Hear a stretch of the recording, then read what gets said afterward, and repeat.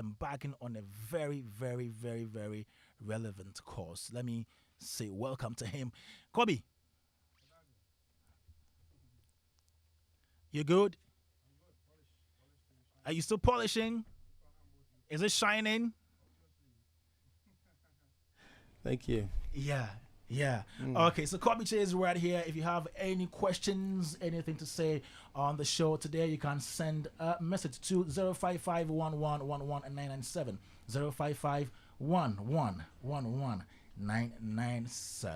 So, Kobe, you started this a few years ago, and this is how far you've come.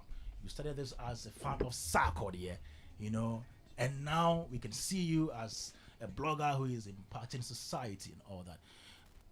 How does Sarkodie feel about you?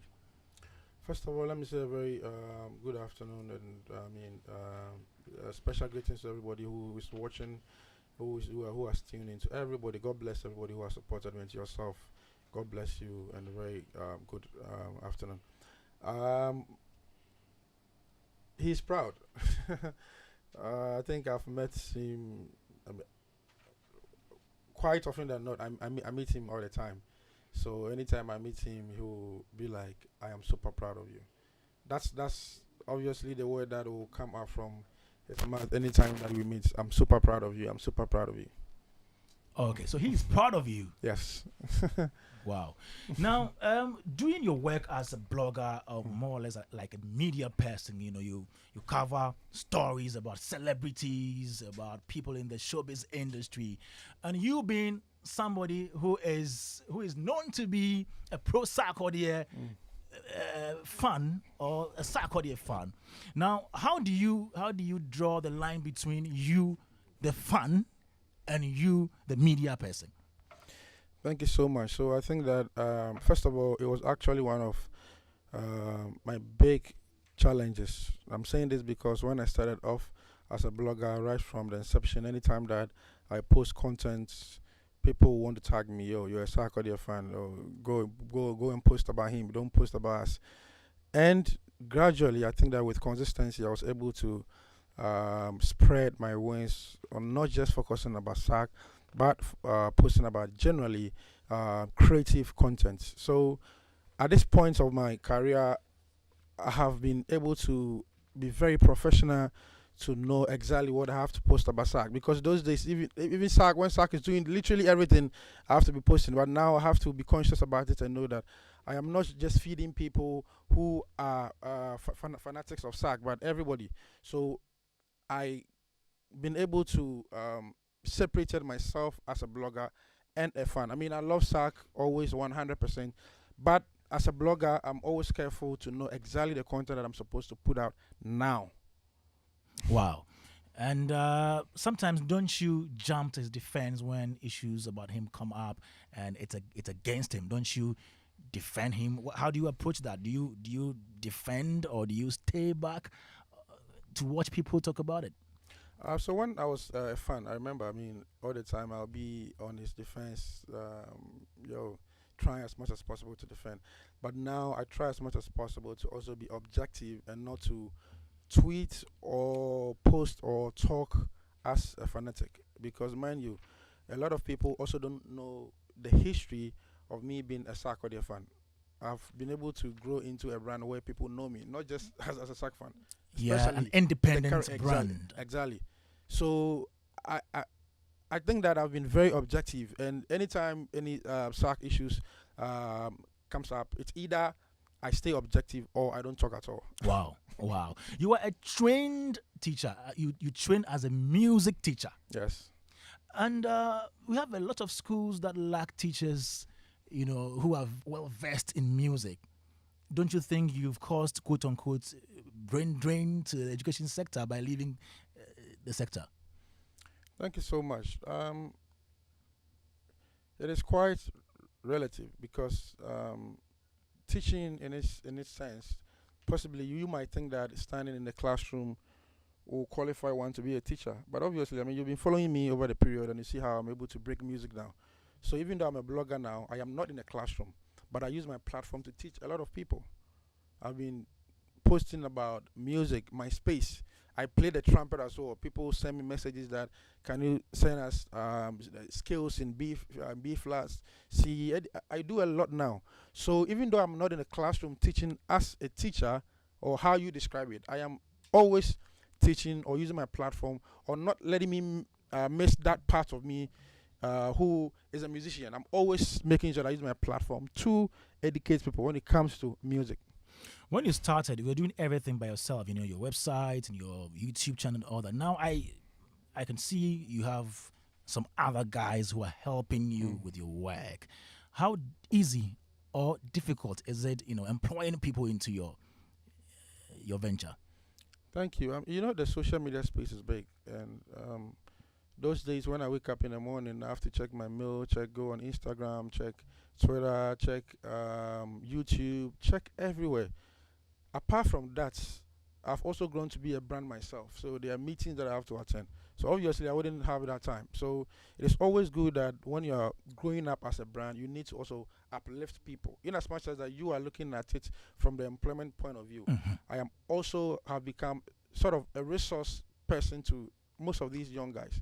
And mind you, let me also say this, that just I think months ago I had about 4 people from the University of Education coming to have an internship with me.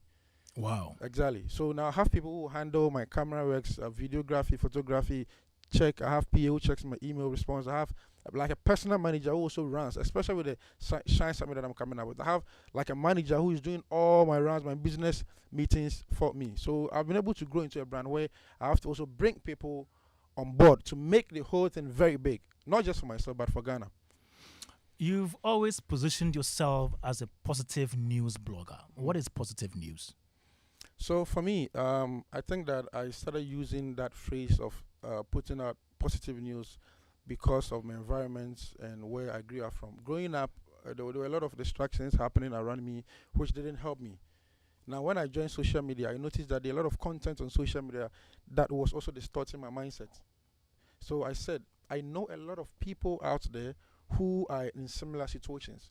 Mind you, we are 30 million population, or 30 million over population. Not everybody, Kwame, not everybody will wake up in the morning to come and wants to look at what is trending and this person has done that and this person has done that. That might not qualify to be negative, but for me, I am also looking at posting or pushing content on social media that are uplifting. You understand? Content that will impact society. That is what, because of my situation. So sometimes it's not just about me coming on social media to say that I stand for positivity. It's because of my environment and what some of these things that played a role in affecting my mindset. So I said, 30 million population, there are quite a number of them who also want to see impactful content. So let me represent them. And it has never been wasted. I've been able to connect myself with a lot of people, especially with the diplomat corps, with a lot of, the corporate field, because there are a lot of people in that corporate field, the diplomats that I work with, they don't like noise. So for me, I have never regretted, and being a blogger who stands for positivity has also been able to change my perception on how I tackle issues right here in Ghana and in Africa.